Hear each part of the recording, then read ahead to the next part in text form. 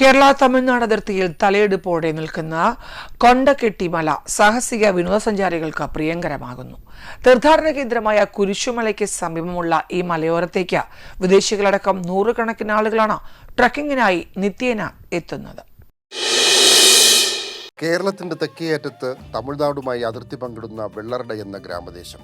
ഇവിടെ കിലോമീറ്ററുകൾ വ്യാപിച്ചു കിടക്കുന്ന ചിറ്റാർ അണക്കെട്ടിന്റെ മടിത്തട്ടിൽ നിൽക്കുമ്പോൾ അങ്ങകലെ പശ്ചിമഘട്ട മലനിരയുടെ ഭാഗമായി പ്രകൃതിയുടെ സൗന്ദര്യമെല്ലാം ആവാഹിച്ചെടുത്ത് അമ്പരചുംബിയായി നിൽക്കുന്ന കൊണ്ടകെട്ടിമല.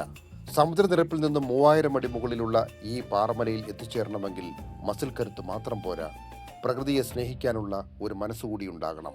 ആ ദൗത്യമേറ്റെടുത്ത് പ്രായഭേദമന്യേ നൂറുകണക്കിന് വിനോദസഞ്ചാരികളാണ് ഓരോ ദിവസവും ഒരു യോദ്ധാവിനെ പോലെ കൊണ്ടകെട്ടിമല കീഴടക്കാൻ എത്തുന്നത്. ലോകപ്രസിദ്ധമായ കുരിശുമല തീർത്ഥാടനത്തിന്റെ പ്രവേശന കവാടത്തിൽ നിന്നും കൂറ്റൻ പാറക്കൂട്ടങ്ങൾ നിറഞ്ഞ കാട്ടുവഴിയിലൂടെ ഏകദേശം 4 കിലോമീറ്ററോളം സഞ്ചരിച്ചു വേണം കൊണ്ടകെട്ടിമലയിലെത്താൻ. വന്യമൃഗങ്ങൾ വിഹരിക്കുന്ന കാടിന്റെ ഉള്ളിലൂടെ ഒറ്റയാൾക്ക് മാത്രം നടന്നു കയറാവുന്ന ഉരുളൻകല്ലുകൾ പാകിയ നടപ്പാതകളും അപകടം പതിയിരിക്കുന്ന വഴുക്കൻ പാറക്കെട്ടുകളും 90 ഡിഗ്രിയിൽ ചെങ്കുത്തായി നിൽക്കുന്ന കുന്നിൻ ചെരുവുകളും താണ്ടി കൊണ്ടകെട്ടിയുടെ നെറുകയിലെത്തിയാൽ പിന്നെയുള്ള കാഴ്ചാനുഭവം വാക്കുകൾക്ക് അതീതമാണ്. നല്ലൊരു എക്സ്പീരിയൻസ് ആയിരുന്നു ആക്ച്വലി. കാരണം എല്ലാവരും പല ടീം സ്പിരിറ്റോടുകൂടി പരസ്പരം അങ്ങോട്ടും ഇങ്ങോട്ടും സഹായിച്ചും ഒക്കെയാണ് നമ്മൾ ഇവിടെ വരെ എത്തിയത്. വളരെ മനോഹരമായി തന്നെ ആ മാസമൊക്കെ ടീം സഹായിച്ച് എല്ലാവരുടെയും സപ്പോർട്ടോടുകൂടി തന്നെ നമ്മളിവിടെ എത്തിച്ചേർന്നിരിക്കുകയാണ്. അത്രയും ഹൈറ്റിൽ ആദ്യമായിട്ട് വരുവാണ്. നല്ല രസമുണ്ടായിരുന്നു. കുറേ എല്ലാവരുടെ ഒരുമിച്ച് വന്നപ്പോൾ അതിൻ്റെതായിട്ടുള്ള ഒരു എക്സ്പീരിയൻസ് വളരെ ഡിഫറെൻ്റ് ആണ്. കൊണ്ടകെട്ടിമലയ്ക്ക് കാവലായി ഒരു വിളിപ്പാടകലെ കാളിമല, കുരിശുമല, വില്ലൂന്നിമല, കൂനിച്ചുമല, അങ്ങനെ മലനിരകളുടെ സംഗമ ഭൂമിയാണ് ഈ പ്രദേശം.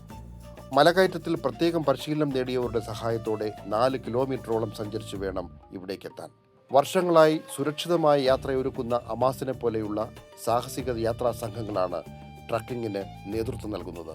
വർക്ക് പ്രഷറൊക്കെ ഉള്ള ആൾക്കാർ ഈ വീക്കെൻഡുകളിൽ ഇത്തരത്തിലുള്ള യാത്രകൾ ഇഷ്ടപ്പെട്ട് ഒരുപാട് പേര് ഞങ്ങളുടെ കൂടെ ചേർന്ന്, ഞങ്ങളുടെ ഈ ഒരു ഫാമിലിയുടെ കൂടെ ചേർന്ന് ഞങ്ങളുടെ യാത്രകളിലൊക്കെ പങ്കാളികളാവാറുണ്ട്.